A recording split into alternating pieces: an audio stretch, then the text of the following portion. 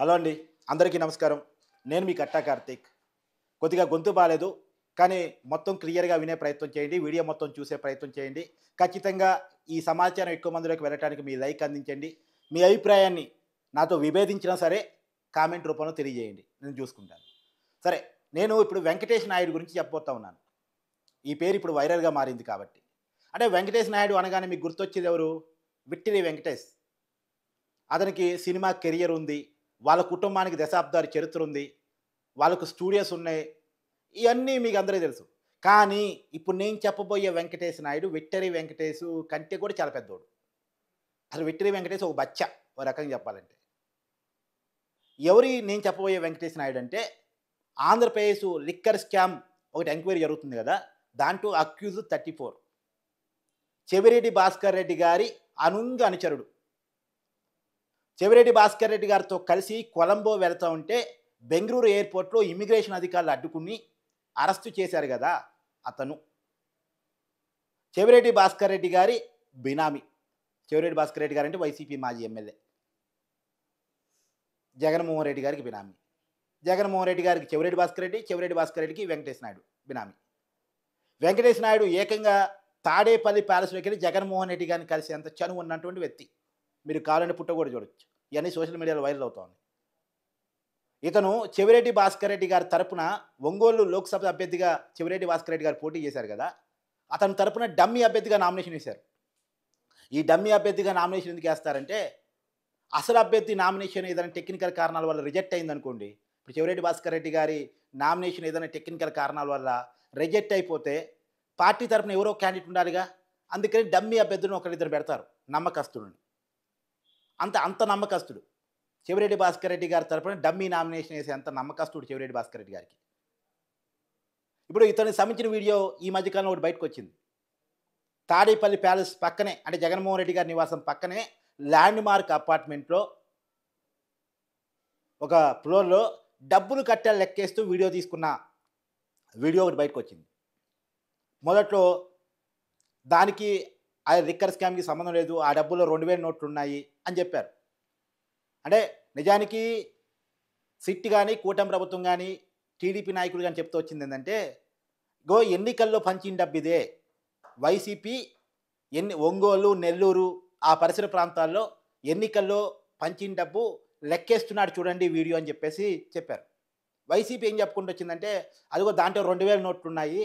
ఆ 2000 నోట్లు గత ఎన్నికల సమయానికి రద్దయిపోయాయి అని చెప్పుకుంటూ వచ్చింది. కానీ ఆర్‌బీఐ ప్రకటించింది, 2000 నోట్లు కావాలంటే మార్చుకునే అవకాశం ఎప్పటికీ ఉంది. పోస్ట్ ఆఫీసుల ద్వారా లేదా బ్యాంకుల ద్వారా. చాలా 2000 నోట్లు మాకు తిరిగి రాలేదు అని చెప్పింది. ఇప్పుడు వైసీపీ అడ్డంగా దొరికిపోయింది ఆర్‌బీఐ చెప్పడం ఫలితంగా. ఇప్పుడు ఏంటి? ఇప్పుడు కొత్త వాదన అందుకున్నారు.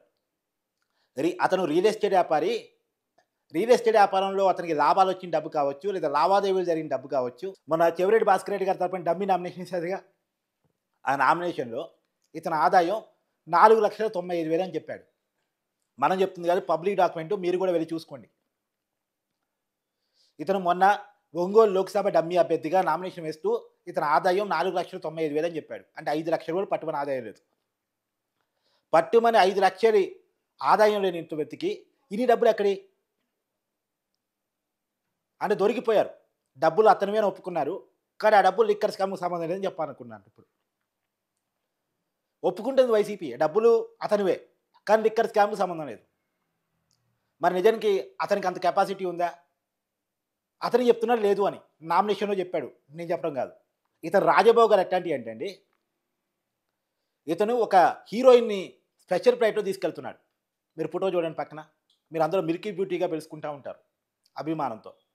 హీరోయిన్ పేరు చెప్పదలుచుకోలేదు. ఇంకా చాలా ఫోటోలు కూడా సోషల్ మీడియాలో తిరుగుతూ ఉన్నాయి.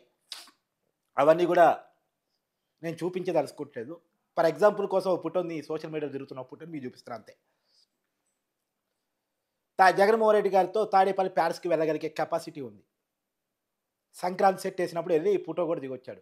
పక్కన చెవిరెడ్డి భాస్కర్ రెడ్డి గారు కూడా ఉన్నారు. పరిచయం చేశాడు ఏది జగన్మోహన్ రెడ్డికి.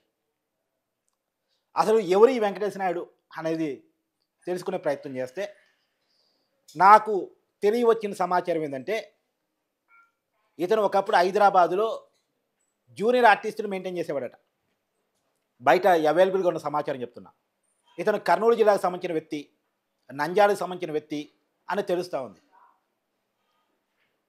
హైదరాబాద్లో జూనియర్ ఆర్టిస్ట్ని మెయింటైన్ చేసే ఈ వ్యక్తి హీరోయిన్తో కలిసి స్పెషల్ ఫ్లైట్లో పోగలిగే స్థాయికి ఎదిగాడు. ఇతను ఫ్లైట్ దిగ్గానే ఎలా కాళ్ళు వచ్చి ఇతన్ని రిసీవ్ చేసుకుంటున్నాయి చూడండి. ఒక విఐపి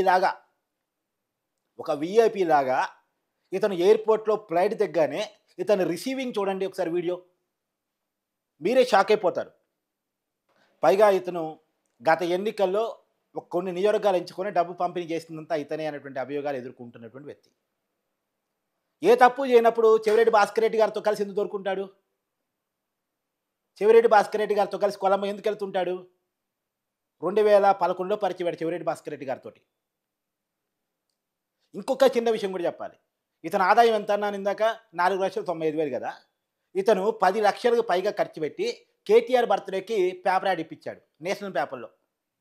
నేషనల్ పేపర్లో యాడ్ ఇప్పించడం అంటే మీ వల్ల నా వల్ల అయ్యే పని కాదు. 10 లక్షలకు పైగా ఖర్చు పెట్టి ఎక్కడిది డబ్బు? ఆ యాడ్ కూడా మీకు పక్కన వేస్తున్నాను ఫోటో చూడండి. అంటే ఇతను మరి పైగా వైసీపీ పేపర్లో అఫీషియల్గా వచ్చింది ఏంటంటే ఇతను రియల్ ఎస్టేట్ వ్యాపారి, ఇతను లావాదేవీలు 1000 కోట్లలో ఉంటే ఆ డబ్బు అయి ఉంటుందని. 1000 కోట్లు ఉంటే నామినేషన్లో చూపించాలిగా, మరి ఎందుకు చూపించలేదు? అంటే వైసీపీ నాయకులంతా దొంగలే అని వైసీపీ చెప్పదలుచుకుంది. వైసీపీ నాయకుల్ని వాళ్ళ మీడియాని ఇరికిచ్చేస్తుంది. అబద్ధాలు చెప్పే క్రమంలో ప్రజలు అమాయకులు అనుకొని, గొర్రెలు అనుకొని, నమ్ముతారనుకొని ఏది పడితే అది చెప్పే ప్రయత్నం చేస్తుంది. కానీ వాస్తవం మాత్రం సోషల్ మీడియాలో తిరుగుతూ ఉంది. అతను ఎన్నికల అఫిడవిట్ చెప్తా ఉంది. అతను సంబంధించిన విషయాలన్నీ ఒక్కటి బయటకు వస్తూ ఉన్నాయి. ఇప్పుడు చెప్పండి, వెట్టిరి వెంకటేష్ మామూలుగా అతను ఒక హీరోయిన్తో చార్టర్ ఫ్లైట్లో పోతున్నాడంటే ఈ సినిమా హీరో గారు పోతున్నాడే అనుకోవచ్చు.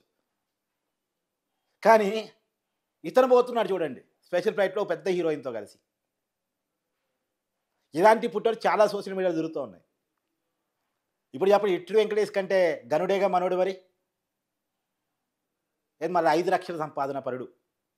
కానీ లిక్కర్ స్కామ్ వల్ల విలాసవంతమైన జీవితాన్ని గడిపే పరిస్థితికి వచ్చింది. ఇలాంటి వాళ్ళు చాలామంది ఉన్నారులేండి.